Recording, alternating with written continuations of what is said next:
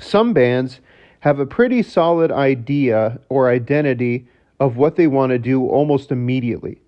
Some bands, it takes a little bit of time and luck. Vampire Weekend, you could say, fit into both categories, which is very interesting. And the reason why we can say that is you have to paint the picture of how they got started, where a group of four friends, three specifically at the time, were attending Columbia University College. What's interesting is they weren't even really just making music at the time. They were just interested in making art, even including film, where they had filmed a bunch of short films together. The lead, you could say, singer and leader of the band, Ezra Cohen, really had taken an interest in African funk music and wanted to find a way to incorporate it to an American audience, especially in the alternative scene. Now, such a thing had been done throughout history. He's definitely not the first person to do that. But especially in the modern age of indie music, it had not really been done before. And you have to remember, in the mid-2000s, this is just when alternative and indie music was just starting to get going and gain traction. Now, like I said before, these four gentlemen were also at Columbia University, and as they were starting to do art together, make music together, they were worried, of course, about graduating and making sure they graduated, but also two of the members were even working full-time jobs on top of it, including Ezra Cohen, who was a middle school English teacher. So you have to imagine they had a lot of stuff on their plate. But despite that, they decided to still say they wanted to make music, and despite their crazy, chaotic schedules, they decided to do just that. In fact, their very first album was self-produced.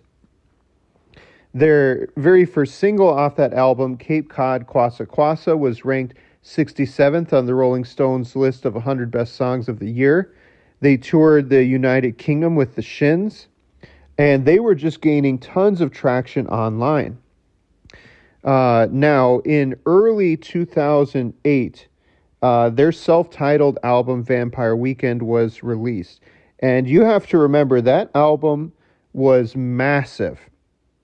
Their own band member, Rostam Batmanglij, was one of the main producers of that album. And it just had a hybrid of a bunch of stuff: Afro pop, indie pop, chamber music.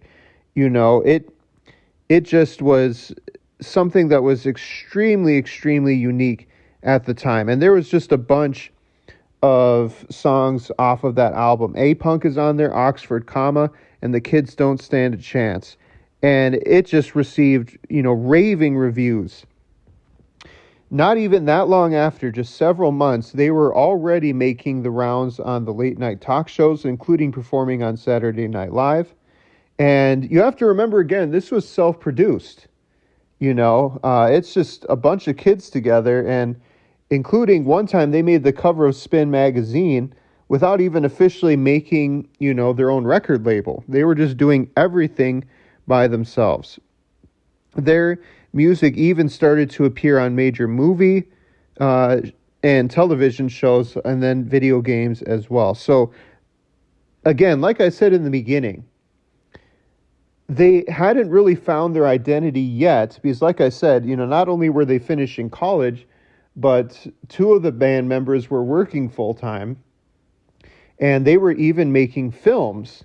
So they weren't even quite sure yet about making music until they decided to go all in and self-produce their first album.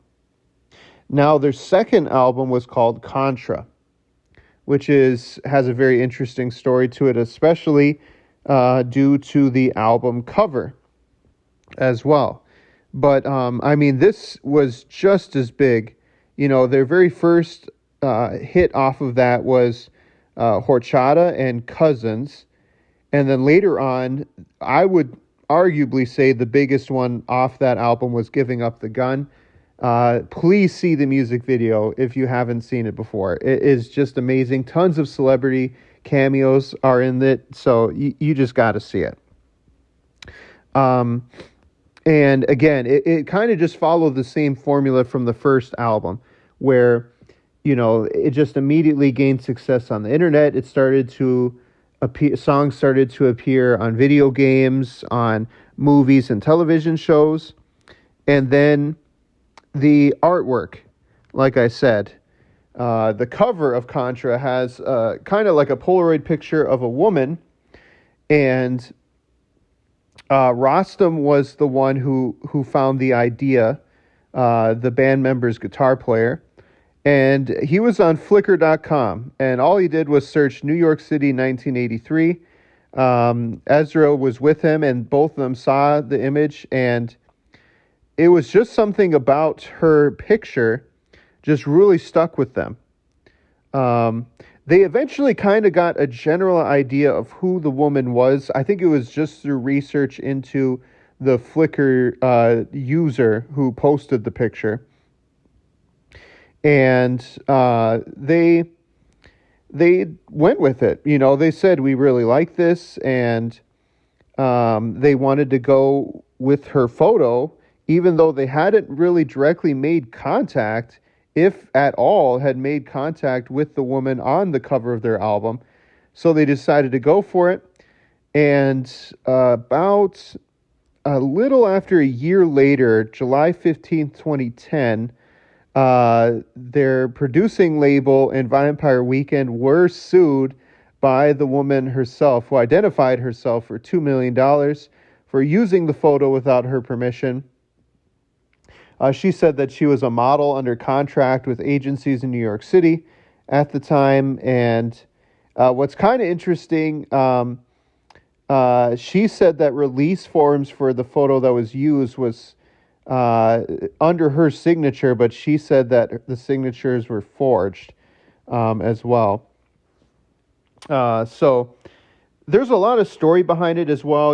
There's stories about her daughter was the one who brought the CD album home and showed the mom, saying, "Hey, look, you're on a CD cover." There's other claims that the members of the band actually had the physical photo itself, or there's other, claims that they bid for the photo online, so they kind of said that they had the rights to it. So there was just a bunch of back and forth about it. And what's kind of funny is Vampire Weekend, about 6 months later, so near the end of 2010, they filed their own lawsuit against the woman and said that they, due to misrepresentation, were kind of, I guess, subjected to being liable to damages. About half a year later, in August 15th, 2011, it said that she had dropped her initial lawsuit, and they kind of settled. But what's interesting is the kind of following lawsuits after that initial one still are active to this day. I mean, you have to imagine at this point they're probably not going to go forward with it, but kind of a funny thing, where it's a very simple photograph, and now it's extremely recognizable. You just see that and you immediately think of Vampire Weekend. And they thought they kind of had an innocent way to an album cover, and it really just kind of backfired against them. Now, in the middle of all those lawsuits, around November of 2011, they said that they were making an album again. Around 2012, they got involved in some political things here in America, so the album kind of got delayed a little bit, but then in May 2013, their third album, Modern Vampires of the City, was released on XL Recordings. And honestly, this one's my favorite one of Vampire Weekend. It's very, very different. They kind of went all in on experimental in this one, and they kind of ditched the African style indie pop sound of the first two albums, and their lyrics were really different. It kind of went into adulthood. They were growing up, right? Reflections, mortality, religious faith, um, and it just was one of the best ones of that year. It's been ranked on so many lists of the best albums from the 2010s. It is just absolutely amazing, and you got to listen to it all the way through if you haven't.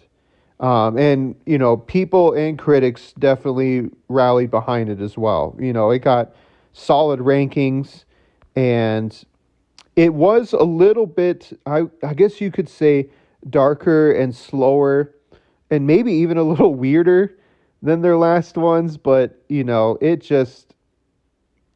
was just amazing. It was certified gold here in the United States as well. So I mean, again, it definitely did very, very well. Um, they toured behind this album for a very long time as well, because the band had said that it just kind of completed a trilogy of albums. That they wanted to go kind of all in on making the album, and you can tell with the experimental things. And they kind of even changed their look during that time. And yeah, it was just absolutely amazing. Now, sadly, after, of course, touring and so on and so forth, Rostam in 2016 actually announced that he departed the band. I might even do a video on him one day, because if you haven't followed what he did by himself in the indie music world, you really should. He's like almost a musical genius in our modern age. But what's interesting is, though he did leave the band, he said that he would continue to contribute to the band musically as well, which he has, because their next album, called Father of the Bride, he did get credited for musical support as well. But that's kind of where we are for Vampire Weekend. Father of the Bride was released, and it was very well. In the 62nd Annual Grammy Awards, it received 3 nominations. They actually won the Best Alternative Music Album, and they just continued to ride off of their success at this point. Each member is doing great things, even individually. And yeah, I foresee Vampire Weekend still making more music in the coming future. So if you haven't listened to Vampire Weekend before, you got to listen to their self-produced first album. You have to listen to, and you have to watch the music video for Giving Up the Gun. And I highly recommend listening to their entire third album. But that's all for me here on the Indie Music Grounds podcast. I will talk to you all later.